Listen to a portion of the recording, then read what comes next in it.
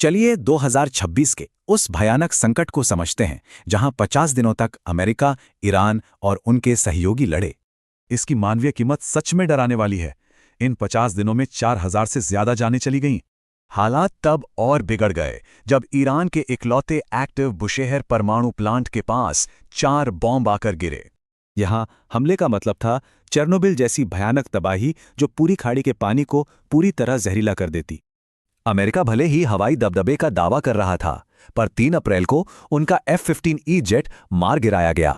दुश्मन के इलाके में फंसे इस पायलट को बचाने के लिए 24 घंटे का एक बेहद हैरतअंगेज रेस्क्यू ऑपरेशन चला। पर यह रेस्क्यू सस्ता नहीं था। ईरानी कब्जे से बचने के लिए अमेरिका को अपने ही हेलीकॉप्टर्स नष्ट करने पड़े। कूटनीति की बात करें तो अमेरिकी राष्ट्रपति ने हॉर्मुज़ स्ट्रेट खोलने के लिए ईरान को लगातार 4 सख्त डेडलाइंस दी। जब ये अनसुनी हुई तो आखिरी अल्टीमेटम दिया गया। एमनेस्टी इंटरनेशनल के मुताबिक इसकी भाषा नरसंहार भड़काने वाली थी। डेडलाइन से ठीक पहले अमेरिकी सेना ने खार्ग आइलैंड पर हमला करके ईरानी तेल निर्यात पूरी तरह तबाह कर दिया। और फिर एक भयानक तबाही से सिर्फ 90 मिनट पहले 2 हफ्ते के अचानक सीज फायर की घोषणा हो गई। सबसे हैरानी की बात यह थी कि इस आखिरी वक्त के सीज फायर की सफल मध्यस्थता पाकिस्तानी सेना प्रमुख ने की, पर तुरंत कंफ्यूजन फैल गया।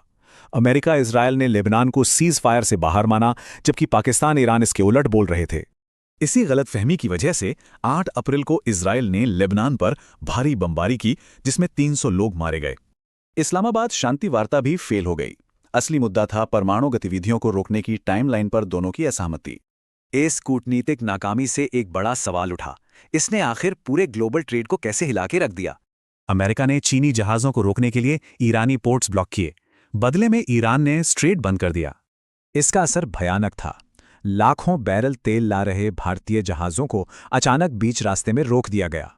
इधर भारतीय विदेश मंत्री ने पाकिस्तानी मध्यस्थता की आलोचना की, जबकि देश खुद तेल आयात बचाने की जद्दोजहद में था। उसी दौरान इजराइल ने आतंकवाद से जुड़े अपराधों के लिए मौत की सजा का एक बेहद विवादास्पद कानून पास किया। हैरानी की बात यह है कि इस कानून का लागू होना पूरी तरह अपराधी के बैकग्राउंड पर निर्भर करता है। अब अमेरिका और ईरान का ये नाजुक 2 हफ्ते का सीज फायर ऑफिशियली 22 अप्रैल को खत्म होने वाला है। तो कूटनीति फेल होने और इस नाकेबंदी के बीच क्या 22 अप्रैल एक भयानक ग्लोबल तबाही की शुरुआत बनेगा?